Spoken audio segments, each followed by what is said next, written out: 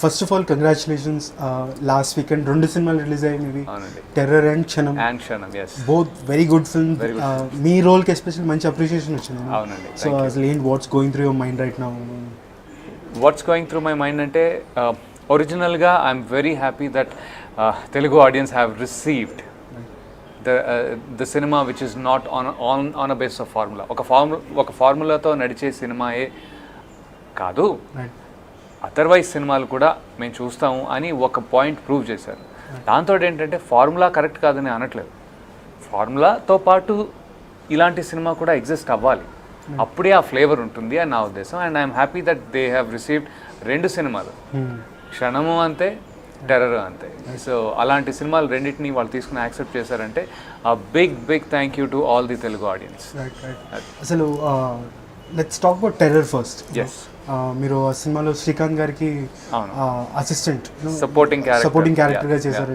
It's full length role, they're travelling throughout. So Srikanth గారితో working experience ఎలా ఉంది? శ్రీకాంత్ గారితో వర్కింగ్ ఎక్స్పీరియన్స్ అనేది ఎప్పుడూ చాలా అద్భుతంగా ఉంటుంది. ఇన్ఫ్యాక్ట్ ఆయనతో వర్క్ చేస్తామంటే you will become alive first and then you will be an actor.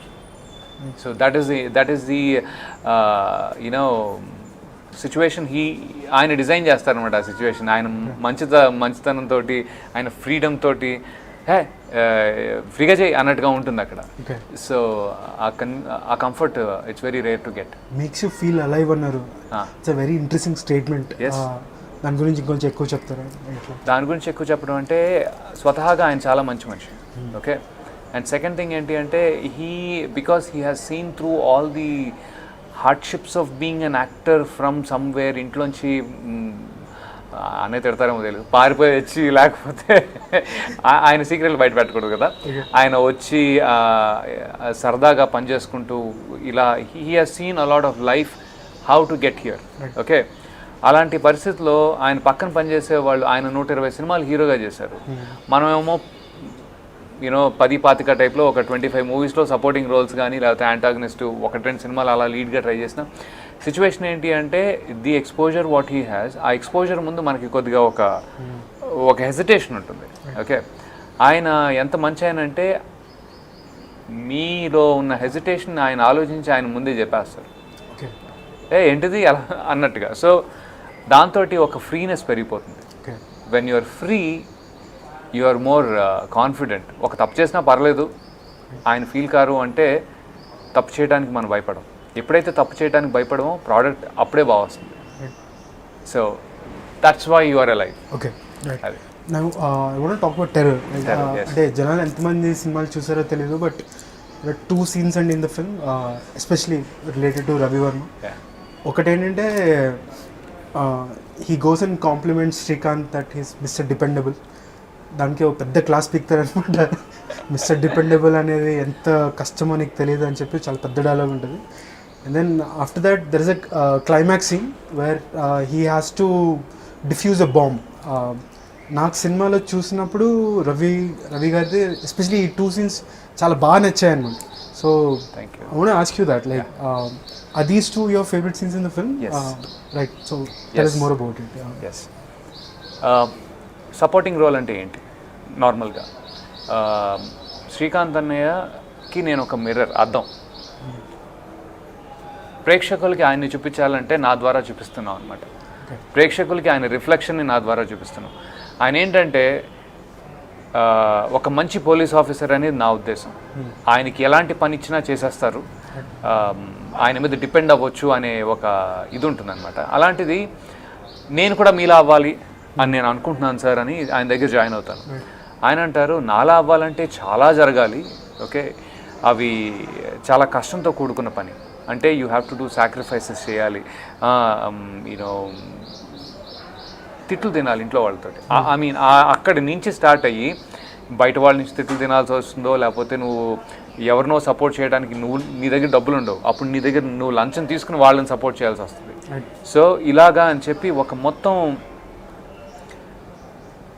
పోలీస్లో ఉండే ఒక రకమైన ప్రాసెస్, ఆ ఫ్రస్ట్రేషన్ ఏదైతే ఉంటుందో, ఎందుకంటే కష్టమైన పనులండి జాబ్, ఈ one of the greatest jobs that you can be. So to be a police. నాకు వాళ్ళ గురించి చాలా ఎక్కువ తెలియదు, ఎందుకంటే బట్ పేపర్లో చదివిన దానికి, సినిమాల్లో చూసిన దానికి, అక్కడి నుంచే గ్యాదర్ చేసుకున్న ఏదైతే ఉందో దాని నుంచి ఏంటి అంటే ఆయనలో ఉన్న ఫ్రస్ట్రేషన్ బయట ప్రజలకి తీసుకెళ్ళాలి అంటే ఎలా తీసుకెళ్తారు? డైరెక్ట్గా మైక్ పెట్టి చెప్పరు కదా, నాకు చెప్తారు. అయితే ఇక్కడ ఇంపార్టెంట్ పీస్ ఆఫ్ ఇదేంటి అంటే అది ఎలా రిసీవ్ చేసుకుంటున్నానో అనేది, ఆ పర్ఫార్మెన్స్ చాలా ఇంపార్టెంట్. అది బయటకు కనిపించదు. ఈడేంట్రా ఈడే ఒక డైలాగ్ చెప్పట్లేదు, యాక్టింగ్ చేయట్లేదు అంటే యాక్టింగ్ కాదు, అది నేను రిసీవ్ చేసుకుంటున్నానన్న అనే ఒక ఫీలింగు. కొన్ని డౌట్లు ఉంటే కళ్ళలో తెలిసిపోద్ది. అప్పుడు రే పిచ్చోడా ఆ డౌట్ ఉందా అని చెప్పి మళ్ళీ ఆయన చెప్తారు. సో అదొక రిఫ్లెక్షన్ అనమాట. చాలా మటుకు నేను చూశాను రివ్యూస్లో కానీ లేకపోతే కొన్ని ప్లేసెస్లో కానీ, వాళ్ళు ఏంటంటే యాక్టింగ్ రివ్యూ అనేది చాలా కష్టమైపోయిందండి. అంటే ఎవరెవరో చేస్తున్న ఫీలింగ్ నాకు వస్తుంది. The very less number of people who are genuinely in that place. Okay, అయితే ఎలా అంటే డైలాగ్ చెప్తేనే బాగా డైలాగ్ చెప్పాడు, లేకపోతే ఎమోషనల్గా వాళ్ళు మనం ఒక బిట్ చేస్తే అరే ఏం చేశాడు రా, అది ఒక ఎమోషన్ని ఎక్స్ప్రెస్ చేసే హైయెస్ట్ మూమెంట్ కాబట్టి దాన్ని యాక్టింగ్ అని రాసేస్తున్నారు. There is a lot of performance. అంటే కొన్ని పర్ఫార్మెన్సెస్కి, ఇలాంటి పర్ఫార్మెన్సెస్కి, అంటే నా పర్ఫార్మెన్స్ అని కాదు, సబ్ టెక్స్ట్లో చేసే పర్ఫార్మెన్సెస్కి ఆస్కర్లు వస్తాయండి. రీసెంట్గా వచ్చిన సపోర్టింగ్ క్యారెక్టర్ ఆస్కర్ పాపం అలానే చేస్తారు ఆయన. Amazing performance. అయితే అది మాకేంటంటే ఎక్కడా పనికిరాదు అనే ఫీలింగ్ మాకు ఇక్కడ వచ్చేస్తుంది. ఎందుకురా తెలుగులో మనం ఎంత చేసినా ఒకటే, వాళ్ళు అలా చేస్తేనే ఇలా రాస్తారేమో, లేకపోతే ఇలా చేస్తేనే అలా చూస్తారేమో అనే భయం ఉంది. అలాంటిది చాలామంది ఆ సీన్ని ఇష్టపడ్డారు మీలాగా, లేకపోతే there are few other people whom I have spoken to మీ డైరెక్ట్గా. ఆ సీన్లో బాగుందండి, చాలా బాగుంది. శ్రీకాంత్ అన్నకి ఫేవరెట్ సీన్ అది. ఆ సినిమాలో మొత్తం ఫేవరెట్ సీన్ ఆయనకి. అది ఫేవరెట్ సీన్ అయిందంటే నేను ఎంతో కొంత నేను ఇచ్చానన్న నమ్మకం నాకుంది, ఒక ఆనందం నాకుంది. So that is beautiful, that is what my feeling is.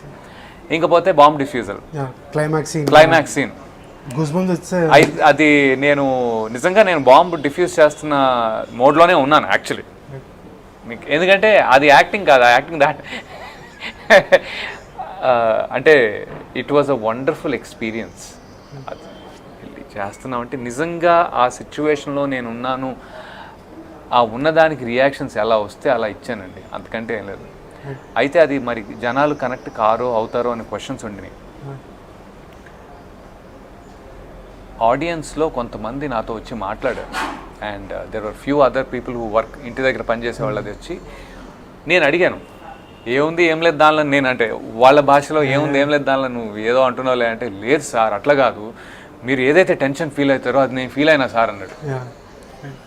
చెప్తున్నా ప్లీజ్ ఇంకొంచెం చెప్పని అనుకుంటూనే, అంటే ఫీడ్బ్యాక్ మోర్ ఇంపార్టెంట్లీ నన్ను మెచ్చుకున్నాడా లేదా అనేది కాదు అక్కడ.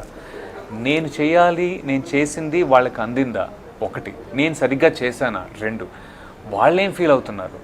వాళ్ళు లిటరలీ ఒక బాంబు డిఫ్యూజ్ చేయంగానే ఎగిరి గంతేసి నేను డిఫ్యూజ్ చేశానని చెప్పడు ఎవడు, వాళ్ళ ఫీలింగు అదే.